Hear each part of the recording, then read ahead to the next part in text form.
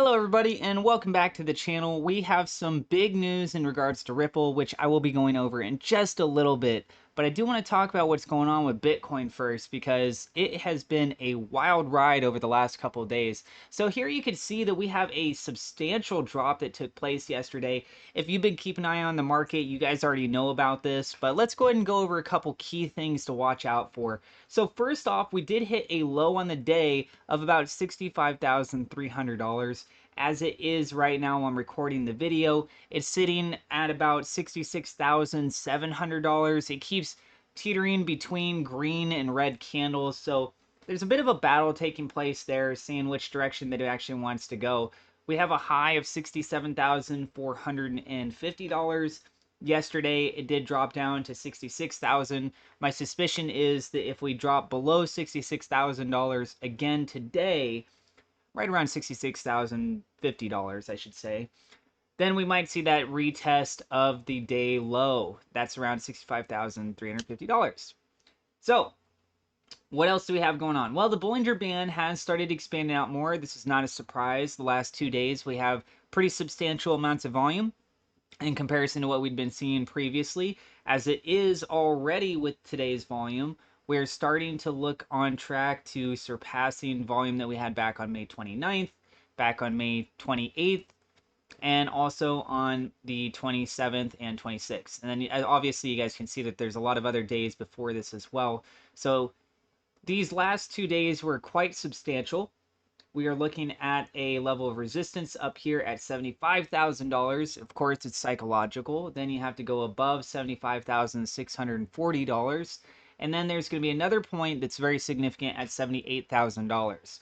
That's on the upside. On the downside, there is another major level of support at $63,000. If it drops below $60,000, we'd be pushing all the way to 50K, all the way down to 48K. We'd have to really zoom out. We're testing waters right now that go back historically to around April 5th. That's the last time we were seeing price levels at this point. And then if we go back really far where we had substantial moves in this kind of a channel zone, it was back on February 5th.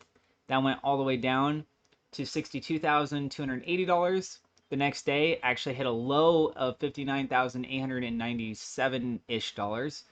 And that ended up climbing all the way back up, went into the green zone, so essentially trying to reclaim all the losses that took place the previous day. And you guys can see the volume on those 2 days was absolutely gigantic.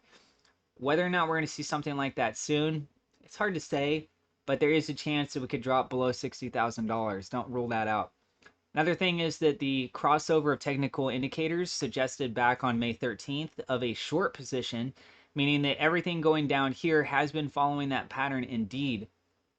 But you also need to keep in mind that it looks pretty extended at this point, possibly overextended. We do have a long period that took place between the long candle on April 7th and that of April 29th. But then you can see that it also shortens up here over the next few. So yes, you can have extensive periods, but it does kind of reach a critical point, and we're getting to that territory where it starts to feel like it's really pushing the limits.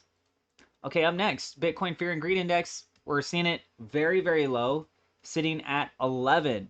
Extreme fear territory. It doesn't get too much lower than this. A lot of people are really, really panicking right now. Okay, so here's the very, very big news. MasterCard expands settlement to support regulated stablecoins. And guess what? This includes USDC, RLUSD, and Pi USD across Ethereum, Solana, Base, Arbitrum, and XRPL. So there you go. You got Ripple with their stablecoin RLUSD, and with MasterCard expanding this out, you're seeing a crossover event that's taking place with a very, very big provider. Now, Brad Garlinghouse yesterday, for those of you guys that don't know, it was 14 years that XRP has now been around. And Brad Garlinghouse posted, 14 years later, still the honor of a lifetime to be part of the XRP family. So even though the prices itself are not doing great right now, it's nice to see that the CEO behind it is also celebrating the fact that it's been 14 years. It still exists. There's a lot of cryptos that have gone to zero. A lot of people will complain and say that, look at XRP's price now compared to, say, think it was what, 10 years ago? And it's about the same price. It's almost dead even the same price, which is not ideal, but it was also a bit higher here earlier in the last year and a half or so. Okay, now up next, the Clarity Act has been added to the US Senate calendar, bringing regulatory clarity for XRP one step closer. Some more details on this from Eleanor. They go on to say this is another step in the process and does not necessarily signal that a Senate floor vote is imminent. Specifically, it's a committee report for the bill, which adds on all the amendments that passed during the banking GOP markup into the latest text of the bill. Note it's not yet merged with the AG text, which will likely happen in a manager's amendment on the floor.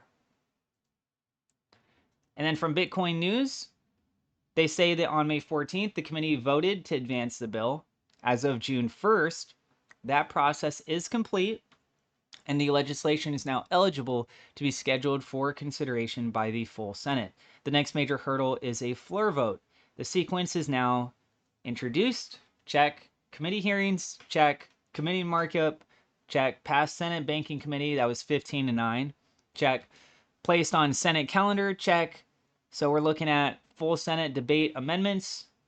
You have the Senate floor vote, House Senate reconciliation if it's needed, and then the presidential signature.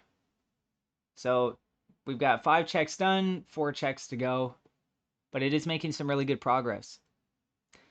And there is a crypto exchange called BTCC. If you guys have not heard of this crypto exchange, guess what? It's been around for 13 years. How have you not heard of it? Well, good news. You can learn more about it now. They have over 300 crypto futures. You get up to 250x leverage. There's no VPN or KYC required to get started. And you can get bonuses all the way up to $10,055. It actually starts off with a 10% deposit bonus if you deposit over $500 USDT. And if you want to research this more, or if you want to get started, you can find that link down in the description below. And up next, XRP has closed June in the red 8 of the last 12 years. XRP has posted negative June returns in 8 of the past 12 years, with average losses hovering around 5%, historical data from CryptoRank reveals. The situation worsens in years where XRP closed May in the red, a condition that applies right now. Seasonal headwinds are stacking against the bulls at a time when price is already under macro pressure. June has consistently been one of the weakest months for the asset. So, long story short, we're not exactly in a great position for the month of June historically with XRP. Ripple's closest ally is going all in on Claude AI, banking, securities, insurance, crypto, media, everything. First financial group in Japan to deploy AI at this scale, the XRP ecosystem keeps leveling up. And Ripple partner Thunes announces launch of real-time payments in the US with Tier 1 bank connectivity. Today, global payments provider Thunes announced the expansion of its real-time payment services into the United States. This expansion became possible through a direct connection to a Tier 1 financial institution. Ripple maintains a strategic partnership with Thunes. This gives XRP another clear path for use by Tier 1 banks in the US. Thunes also holds money transmitter licenses in all 50 states, just like Ripple. These licenses allow both companies to establish direct institutional grade connections to local clearing systems. The Ripple partnership with Thunes grants XRP direct access to a massive global network, spanning 140 countries, more than 90 currencies, reaching billions of mobile wallets. This is a major step to scale XRP's use globally. And then they do provide some documentation down below on this. This is from Smoke over on Twitter. And then lastly, let's go ahead and take a look at what's going on with the price movement with XRP. So yes, like we had with Bitcoin here the last 2 days, actually the last 3 days there, red candles, XRP, same thing, very substantial drop yesterday. We are seeing a green candle here for XRP though, up 1.45%, whereas with Bitcoin, it's actually just slightly down. It's a little bit in the red. So if Bitcoin continues to drop, it's very likely that XRP is going to be pulled down with it. But as it is right now, XRP looks like it has a little bit more wiggle room. It did see a low at $1.19, just a little bit below that.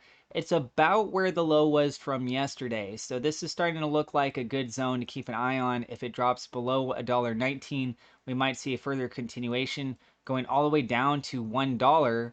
And then a very severe drop would be around 86 cents. We can zoom out a tad bit here though, and you guys can see that there might be another retest.